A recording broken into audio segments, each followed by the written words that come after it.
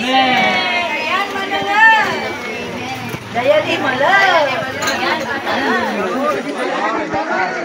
Yung mga gustong kumain ng itik na dito. Paso.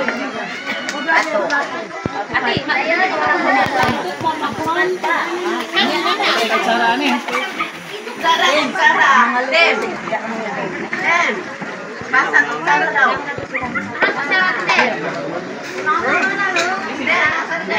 Ito na. Ini nanay.